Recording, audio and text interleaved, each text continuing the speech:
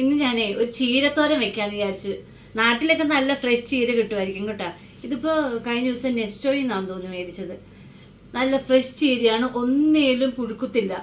അങ്ങനെ കിട്ടാറില്ല, പുഴുക്കുത്ത് അല്ലെ പൂവൊക്കെ ഉള്ള ചീരയാണ് ഇവിടെ സാധാരണ കിട്ടാറ്. അപ്പം ഒരു നല്ല ഫ്രഷ് ആയിട്ടുള്ള ചീര ഉണ്ടപ്പോൾ എനിക്ക് ഒന്ന് നിങ്ങളെയും കാണിക്കണം, എങ്ങനെയാണ് ചീരത്തോരൻ ഉണ്ടാക്കുന്നതെന്ന് കാണിക്കാമെന്ന് വിചാരിച്ചേ. ഇതെല്ലാം ഞാൻ കഴുകി കട്ട് ചെയ്ത് വെച്ചിട്ടുണ്ട്. ഉപ്പും മഞ്ഞപ്പൊടിയും ഇട്ട് കഴുകിയതാണ്. ഞാൻ പറഞ്ഞില്ലേ നല്ല ഫ്രഷ് ആയിട്ടുള്ള ഇലയാണ്. പിന്നെ അതിൻ്റെ തണ്ടൊക്കെ ഇത്ര രണ്ടെണ്ണം ഇച്ചിരി വലുതായിട്ടുണ്ട്, ബാക്കിയൊക്കെ ചെറുതാണ്. എന്നാലും ഞാൻ ഒരുമിച്ച് കട്ട് ചെയ്യാമെന്ന് വിചാരിച്ച് കട്ട് ചെയ്ത് വെച്ചേക്കുക. ഇത് നമുക്കിനി അരിഞ്ഞെടുക്കാവേ. കട്ടിംഗ് ബോർഡ് എടുത്ത്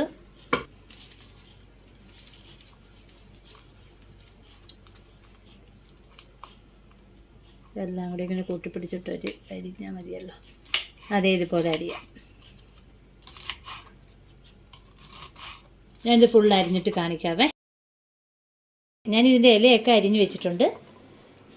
പിന്നെ അതിൻ്റെ തണ്ടുണ്ടായിരുന്നല്ലോ, അത് ഇതുപോലെ അരിഞ്ഞ് സെപ്പറേറ്റ് മാറ്റി വെച്ച്, അല്ലെങ്കിൽ രണ്ടും കൂടെ മിക്സ് ആകണ്ടെന്ന് വിചാരിച്ചു.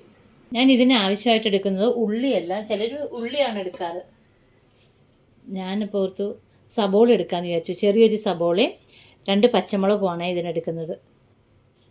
പിന്നെ ആവശ്യത്തിനുള്ള തേങ്ങ.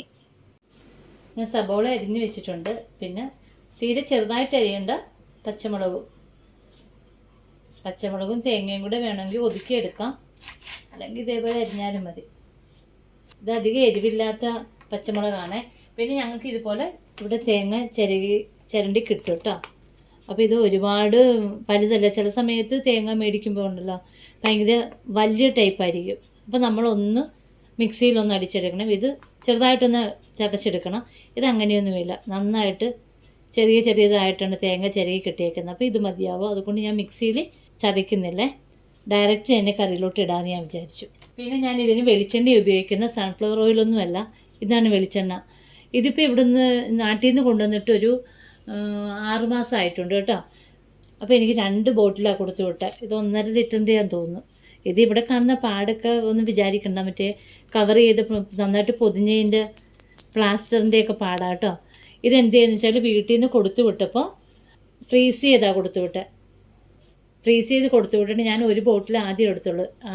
ഈ ബോട്ടിലാണെങ്കിൽ നേരെ ഞാൻ ഫ്രീസറിൽ തന്നെ സൂക്ഷിച്ച് ഇന്നലെയാണ് പുറത്തോട്ട് എടുത്ത് വെച്ചത്. ഒരു പ്രശ്നമില്ല. എനിക്ക് നേരത്തെ അറിയില്ലായിരുന്നു കേട്ടോ. ഫ്രീസ് ചെയ്ത് കൊണ്ടുവരാമെന്നറിയാം, അത് ഇത്രയും നാളും നമുക്ക് ഫ്രീസ് ചെയ്ത് തന്നെ ഫ്രിഡ്ജിൽ സൂക്ഷിക്കാമെന്ന് എനിക്കറിയില്ലായിരുന്നു.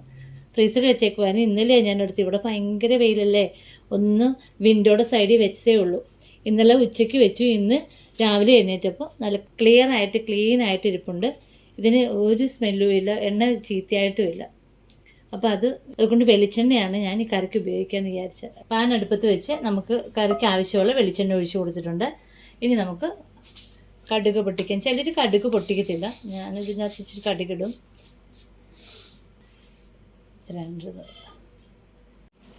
കടുകൊക്കെ നന്നായിട്ട് പൊട്ടാൻ തുടങ്ങിയിട്ടുണ്ട്. നമുക്കിതിലേക്ക് ഒരു 2-3 വറ്റൽമുളക് ഇട്ട് കൊടുക്കാം. ചതച്ച മുളക് ഉണ്ടെങ്കിൽ അതിട്ടാലും മതി. ഇതിലേക്ക് നമ്മൾ കട്ട് ചെയ്ത് വെച്ചിരിക്കുന്ന സബോള, പച്ചമുളകും കൂടി ഇട്ട് കൊടുക്കുകയാണ്. കറിവേപ്പില ഇടേണ്ടതാണ്, എൻ്റെ കറിവേപ്പില ചീത്തയായിപ്പോയി. അപ്പം എനിക്കില്ല കറിവേപ്പില, അതുകൊണ്ട് ഞാൻ കറിവേപ്പില ഇടുന്നില്ല. നമുക്കിതിലേക്ക് ആവശ്യമുള്ള ഉപ്പിട്ട് കൊടുക്കാമേ. കട്ട് ചെയ്ത് മാറ്റി വെച്ചിരിക്കുന്ന ചീരയുടെ തണ്ടില്ലേ, അതിട്ട് കൊടുക്കാം കേട്ടോ. ഇതൊന്ന് ചെറുതായി വാടിയ ശേഷം നമുക്ക് ചീരയും കൂടി ഇട്ട് കൊടുക്കാം. ഇതൊന്ന് നമുക്ക് ഒന്ന് മൂടി വെച്ച് ഒന്ന് ചെറുതായിട്ടൊന്ന് വേവിച്ചെടുക്കാം. ചീരത്തണ്ട് ചെറുതായിട്ട് വാടിയിട്ടുണ്ട്. നമുക്കിതിലേക്ക് കുറച്ച് മഞ്ഞൾപ്പൊടി ഇട്ട് കൊടുക്കാം. ഇതൊന്ന് ഇളക്കി യോജിപ്പിക്കാം. ചീരയുടെ ഒപ്പം തണ്ടിട്ട് കഴിഞ്ഞാൽ ഇത് തണ്ട് എളുപ്പം വേകാനായിട്ട് താമസമുണ്ട്. അതുകൊണ്ടാണ് ഞാൻ ആവി കയറ്റി എടുത്തത്.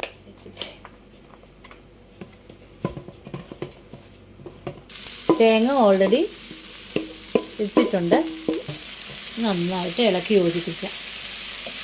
നേരത്തെ ഞാൻ കുറച്ച് ഉപ്പിട്ടിട്ടുണ്ടായിരുന്നു. ഇനി നമുക്ക് നോക്കാം ആവശ്യമുള്ള ഉപ്പ് ആയോന്ന്, അല്ലെങ്കിൽ നമുക്ക് ഇച്ചിരി ഉപ്പ് കൂടി ഇട്ട് കൊടുക്കാം. ഇനി ഇച്ചിരി കൂടെ ഉപ്പ് വേണം, ഉപ്പിട്ട് കൊടുക്കാം. ഇനി ഇതുപോലെ തട്ടിപ്പൊത്തി നമുക്കൊന്ന് ആവി കയറ്റി കൊടുക്കാം. പച്ചക്കറികളൊക്കെ എളുപ്പം വേകുന്നതാണ്.